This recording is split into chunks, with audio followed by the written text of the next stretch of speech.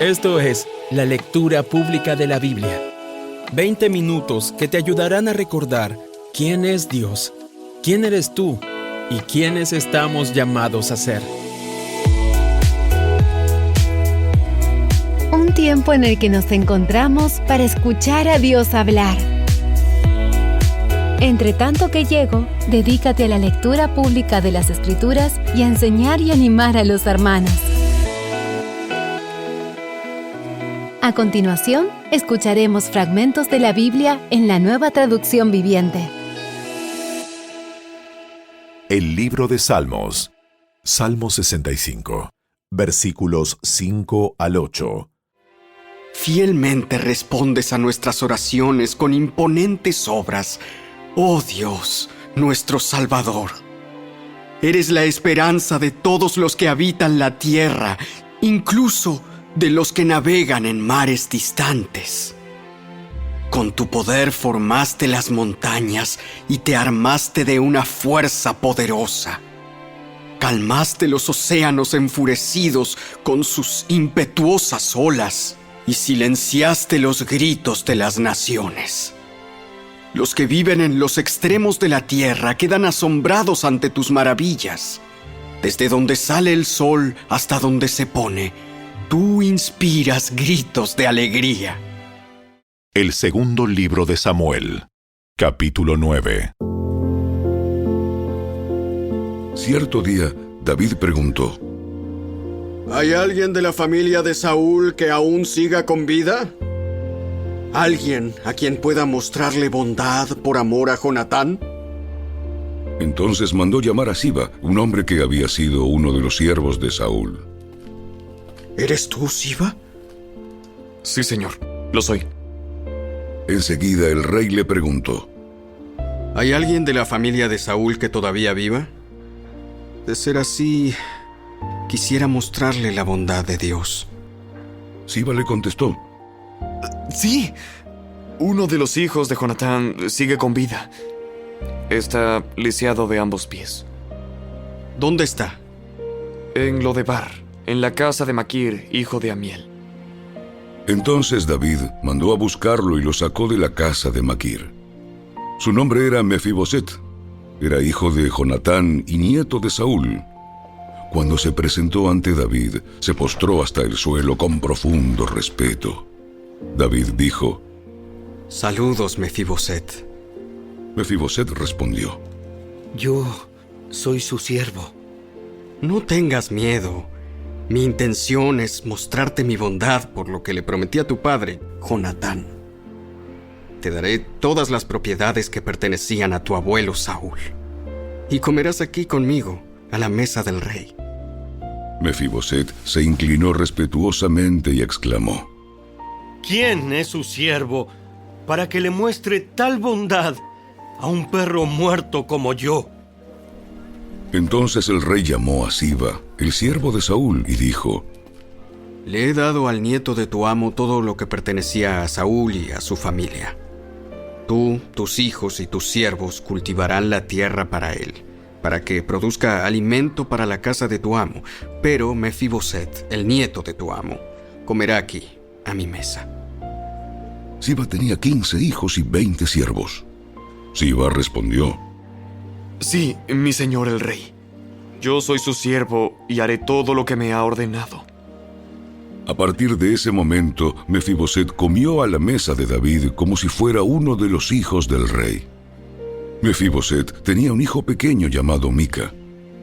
A partir de entonces, todos los miembros de la casa de Siba fueron siervos de Mefiboset.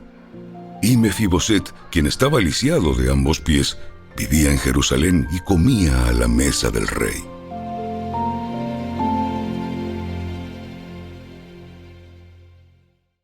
El segundo libro de Samuel, capítulo 10.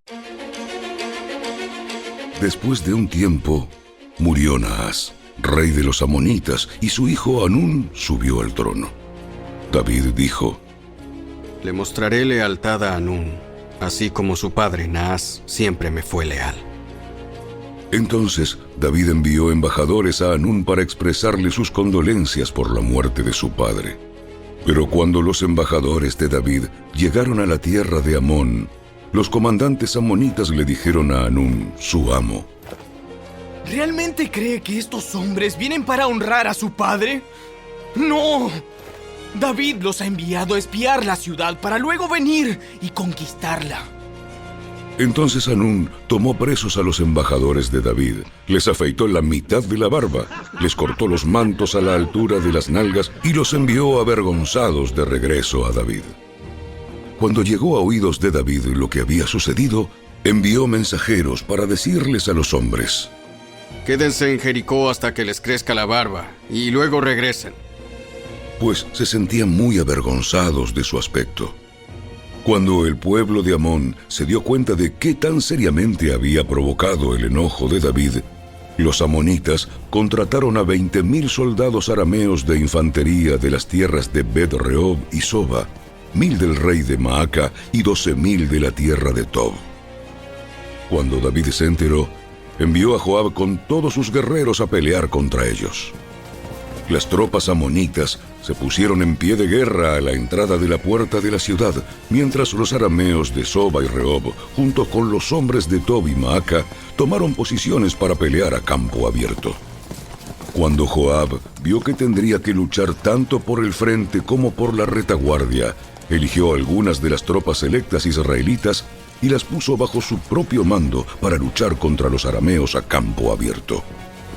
Dejó al resto del ejército bajo el mando de su hermano Abisai, quien atacaría a los amonitas. Si los arameos son demasiado fuertes para mí, entonces ven en mi ayuda, le dijo Joab a su hermano. Si los amonitas son demasiado fuertes para ti, yo iré en tu ayuda. Sé valiente. Luchemos con valor por nuestro pueblo y por las ciudades de nuestro Dios, y que se haga la voluntad del Señor. Cuando Joab y sus tropas atacaron, los arameos comenzaron a huir. Al ver que los arameos corrían, los amonitas huyeron de Abisai y retrocedieron a la ciudad. Terminada la batalla, Joab regresó a Jerusalén. Al darse cuenta los arameos de que no podían contra Israel, se reagruparon y se les unieron tropas adicionales arameas que Hadad-Ezer mandó llamar del otro lado del río Éufrates.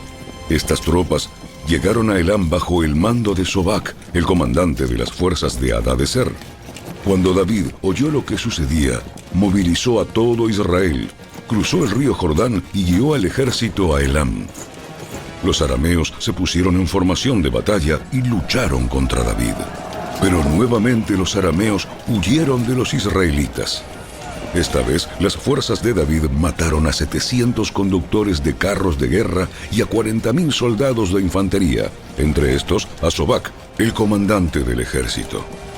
Cuando todos los reyes que estaban aliados con Hadad-Ezer vieron que Israel los había derrotado, se rindieron a Israel y se convirtieron en sus súbditos. Después de esto, los arameos tuvieron miedo de ayudar a los amonitas.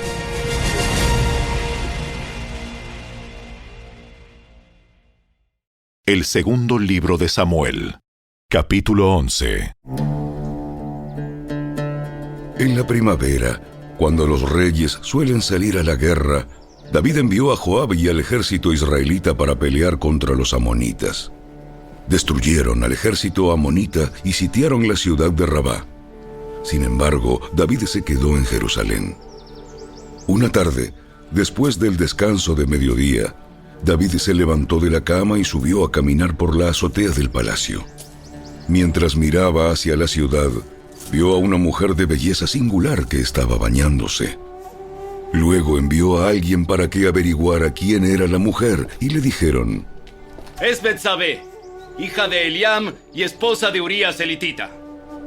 Así que David envió mensajeros para que la trajeran y cuando llegó al palacio, se acostó con ella. Luego ella regresó a su casa. Betsabé recién había terminado los ritos de purificación posteriores a su periodo menstrual. Tiempo después, cuando Betsabé descubrió que estaba embarazada, le envió el siguiente mensaje a David: Estoy embarazada. Entonces David envió un mensaje a Joab: Mándame a Urías elitita. Así que Joab se lo envió. Cuando Urías llegó, David le preguntó cómo estaban Joab y el ejército y cómo marchaba la guerra. Después le dijo a Urías: Ve a tu casa a descansar. David incluso le envió un regalo a Urías apenas éste dejó el palacio. Pero Urías no fue a su casa, sino que durmió esa noche a la entrada del palacio con la guardia real. Al enterarse David de que Urías no había ido a su casa, lo mandó llamar y le preguntó: ¿Qué pasa? ¿Por qué no fuiste anoche a tu casa después de haber estado fuera por tanto tiempo? Urías le contestó: El arca y el ejército de Israel y el de Judá están viviendo en carpas, y Joab y los hombres de mi señor están acampando a cielo abierto. ¿Cómo podría yo ir a casa para beber, comer y dormir con mi esposa? Juro que jamás haría semejante cosa. Está bien. Quédate hoy aquí y mañana puedes regresar al ejército. Así que Urías se quedó en Jerusalén ese día y el siguiente. David lo invitó a cenar y lo emborrachó. Pero aún así no logró que Urías se fuera a la casa con su esposa, sino que nuevamente se quedó a dormir a la entrada del palacio con la guardia real. Entonces, a la mañana siguiente, David escribió una carta a Joab y se la dio a Urías para que se la entregara. La carta le daba las siguientes instrucciones a Joab: Pon a Urías en las líneas del frente, donde la batalla sea más violenta. Luego retrocedan para que lo maten. Así que Joab asignó a Urías a un lugar cerca de la muralla de la ciudad, donde sabía que peleaban los hombres más fuertes del enemigo. Y cuando los soldados enemigos salieron de la ciudad para pelear, Urías, el hitita, murió junto con varios soldados israelitas. Luego Joab envió a David un informe de la batalla. Le dijo a su mensajero: Informa al rey todas las novedades de la batalla. Pero tal vez se enoje y pregunte por qué las tropas se acercaron tanto a la ciudad. ¿Acaso no sabían que dispararían desde la muralla? ¿No fue Abimelec, hijo de Gedeón, muerto en Tebes por una mujer que le tiró una piedra de molino desde la muralla? ¿Por qué se acercaron tanto a la muralla? Entonces dile: murió también Urías el hitita. Por lo tanto, el mensajero fue a Jerusalén y le dio un informe completo a David. El enemigo salió contra nosotros a campo abierto.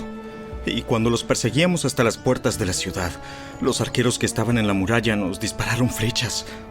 Mataron a algunos hombres del rey, entre ellos a Urías, el hitita. Bien. Dile a Joab que no se desanime. La espada devora a este hoy y a aquel mañana. La próxima vez esfuércense más. Y conquistarán la ciudad. Cuando la esposa de Urías se enteró de que su marido había muerto, hizo duelo por él. Una vez cumplido el periodo de luto, David mandó que la trajeran al palacio y pasó a ser una de sus esposas. Luego ella dio a luz un hijo, pero el Señor estaba disgustado con lo que David había hecho.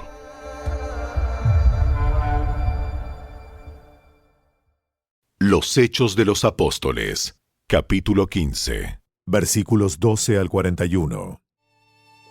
Todos escucharon en silencio mientras Bernabé y Pablo les contaron de las señales milagrosas y maravillas que Dios había hecho por medio de ellos entre los gentiles. Cuando terminaron, Santiago se puso de pie y dijo: Hermanos, escúchenme. Pedro les ha contado de cuando Dios visitó por primera vez a los gentiles para tomar de entre ellos un pueblo para sí mismo. Y la conversión de los gentiles es precisamente lo que los profetas predijeron, como está escrito: Después yo volveré y restauraré la casa caída de David. Reconstruiré sus ruinas y la restauraré, para que el resto de la humanidad busque al Señor, incluidos los gentiles, todos los que he llamado a ser míos. El Señor ha hablado, aquel que hizo que estas cosas se dieran a conocer desde hace mucho. Y mi opinión entonces es que no debemos ponerles obstáculos a los gentiles que se convierten a Dios. Al contrario, deberíamos escribirles y decirles que se abstengan de comer alimentos ofrecidos a ídolos, de inmoralidad sexual, de comer carne de animales estrangulados y de consumir sangre.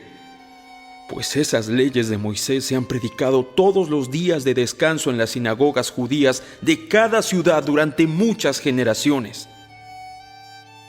Entonces los apóstoles y los ancianos, junto con toda la iglesia de Jerusalén, escogieron delegados y los enviaron a Antioquía de Siria con Pablo y Bernabé para que informaran acerca de esta decisión. Los delegados escogidos eran 2 de los líderes de la iglesia, Judas, también llamado Barsabás, y Silas. La carta que llevaron decía lo siguiente: Nosotros, los apóstoles y los ancianos, sus hermanos de Jerusalén, escribimos esta carta a los creyentes gentiles de Antioquía, Siria y Cilicia. Saludos. Tenemos entendido que unos hombres de aquí los han perturbado e inquietado con su enseñanza, pero nosotros no los enviamos. Así que decidimos, después de llegar a un acuerdo unánime, enviarles representantes oficiales junto con nuestros amados Bernabé y Pablo, quienes han arriesgado la vida por el nombre de nuestro Señor Jesucristo. Les enviamos a Judas y a Silas para confirmar lo que hemos decidido con relación a la pregunta de ustedes. Pues nos pareció bien al Espíritu Santo y a nosotros no imponer sobre ustedes una carga mayor que estos pocos requisitos. Deben abstenerse de comer alimentos ofrecidos a ídolos, de consumir sangre o la carne de animales estrangulados y de la inmoralidad sexual. Si hacen esto, harán bien. Adiós. Los mensajeros salieron de inmediato para Antioquía, donde convocaron a una reunión general de los creyentes y entregaron la carta. Y hubo mucha alegría en toda la iglesia ese día cuando leyeron este mensaje alentador. Entonces Judas y Silas, ambos profetas, hablaron largo y tendido con los creyentes para animarlos y fortalecerlos en su fe. Se quedaron allí un tiempo, y luego los creyentes los enviaron de regreso a la iglesia de Jerusalén con una bendición de paz. Pablo y Bernabé se quedaron en Antioquía. Ellos y muchos otros enseñaban y predicaban la palabra del Señor en esa ciudad. Después de un tiempo, Pablo le dijo a Bernabé: Volvamos a visitar cada una de las ciudades donde ya antes predicamos la palabra del Señor, para ver cómo andan los nuevos creyentes. Bernabé estuvo de acuerdo y quería llevar con ellos a Juan Marcos, pero Pablo se opuso terminantemente, ya que Juan Marcos los había abandonado en Panfilia y no había continuado con ellos en el trabajo. Su desacuerdo fue tan intenso que se separaron. Bernabé tomó a Juan Marcos consigo y navegó hacia Chipre. Pablo escogió a Silas, y al salir, los creyentes lo encomendaron al cuidado misericordioso del Señor. Luego viajó por toda Siria y Cilicia, fortaleciendo a las iglesias.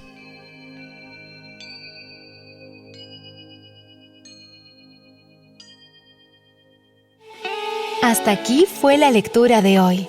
Esperamos que la palabra de Dios haya cobrado vida en tu corazón. En un mundo lleno de distracciones, encontrar el tiempo para leer la Biblia a veces puede ser todo un desafío. La lectura pública de la Biblia nos brinda un espacio donde nos entrenamos espiritualmente para escuchar a Dios hablar. Leemos juntos en comunidad, como parte de un hábito regular durante un periodo de tiempo significativo y utilizando grabaciones de la más alta calidad, haciendo que la lectura bíblica sea mucho más fácil y accesible. ¿Sabías que leer toda la Biblia toma 100 horas? Dedícale 20 minutos diarios y en solo un año habrás terminado de leerla. Obtén esta herramienta completamente gratis. Ve a la tienda de tu dispositivo móvil, descarga Lectura Pública de la Biblia y comienza a disfrutar la palabra de Dios con tu familia y amigos. Esta app hace que leer la Biblia sea más fácil que nunca. A través de la lectura pública de la Biblia, estamos alcanzando a la gente alrededor del mundo con la palabra de Dios. Únete tú también y sé parte de este movimiento global. Visita nuestro sitio web lecturapublicadelabiblia.org y descubre lo sencillo que es comenzar tu propio grupo de lectura bíblica. Allí obtendrás guías paso a paso, planes de lectura que se ajustan a tus tiempos con textos del Antiguo y Nuevo Testamento, testimonios, consejos y muchos recursos más. Y por supuesto, te invitamos a que nos sigas en las redes sociales. Lectura Pública de la Biblia en Instagram y Facebook. ¡Hasta la próxima!